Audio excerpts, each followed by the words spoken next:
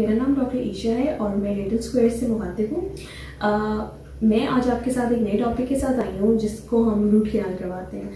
बहुत ज़्यादा लोगों को रूट कैनाल के बारे में थोड़ा पता होगा और बहुत ज़्यादा लोगों ने रूट कैनाल, जो आप लोग मुझे सुन रहे हैं, आप लोगों को थोड़ा बहुत आपका कोई ना कोई दांत रूट कैनाल हुआ होगा, क्योंकि रूट कैनाल इतना कॉमन हो चुका है।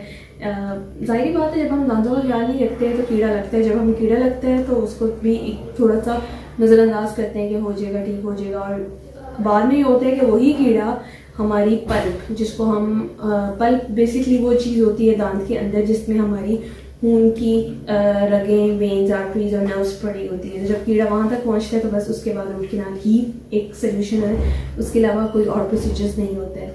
तो रूट कैनाल बहुत ज़्यादा कॉमन है और हम लोग बहुत मतलब दिन में हम करते रहते हैं रूट कैनाल्स, क्योंकि रूट कैनाल्स वाले पेशेंट बहुत ज़्यादा होते हैं। जाहिर बात है, जब आप दर्द में होंगे आप तभी डॉक्टर के पास आते हैं। कीड़ा लगना एक स्टार्ट जब होते हैं, हमें उस टाइम ही उसे पकड़ लेना चाहिए, लेकिन मसला ये होता है हम नहीं पकड़ते, हम उसको नज़रअंदाज करते हैं अपनी काहली की वजह से, अपनी सुस्ती की वजह से, और फिर वो रूट कैनाल वाला टाइम आ जाता है क्योंकि दांत इतना ख़राब हुआ होता है, वो इतना टूट चुका होता है कि वहाँ पर रूट कैनाल के अलावा कोई और कुछ भी नहीं हो सकता।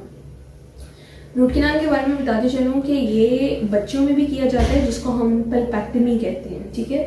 और बच्चों से मुराद ये है जिनके दूध के दांत होते हैं, ठीक है, उनमें हम पल्पेक्टमी कहते हैं इसको। और जो हमारे परमानेंट दांत हैं, जो हमारे परमानेंट दांत, जो हम यंगस्टर्स को जो होते हैं, जो जवान हम लोगों को होते हैं दांत, उनको हम परमानेंट दांत कहते हैं, जो दूध के दांत गिरने के बाद आते हैं, ठीक है। तो उन दांतों को हम जो ट्रीटमेंट करते हैं उसको रूट कैनाल कहते हैं। दूध के दांत में इसको हम पल्पेक्टमी कहते हैं और परमानेंट दांतों में इसको हम रूट कैनाल ट्रीटमेंट कहते हैं।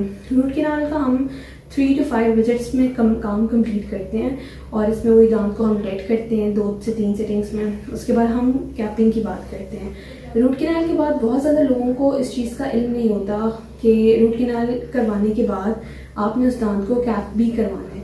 बहुत से लोग नहीं करवाते कैप, लेकिन ये सबसे बड़ा नुकसान है रूट कैनाल का। उसके बगैर कोई फ़ायदा नहीं होता। अगर आप उसके ऊपर क्राउन कैप नहीं करवा रहे, उसका कोई फ़ायदा नहीं है, क्योंकि दांत ऑलरेडी कमज़ोर हो चुका है। उसको हमने डेड कर दी है, उसको हमने उसकी नर्व सप्लाई, ब्लड सप्लाई, खून, उसकी खुराक सब खत्म कर दी है।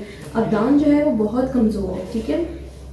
उस कमज़ोर दांत पे जब आपके मुंह में जो आप खाते पीते हैं या आप जो दांत मिलाते हैं तो एक फोर्स जनरेट होती है, एक ताकत होती है, एक वज़न पैदा होता है उस दांत के ऊपर। तो वो दांत जो है वो मतलब नहीं बर्दाश्त कर सकता। तो अगर हम उसी के ऊपर क्राउन लगा दें तो वो क्राउन से बर्दाश्त हो जाएगा, वज़न भी, फोर्स भी, और खाने का एक जो लोड होता है।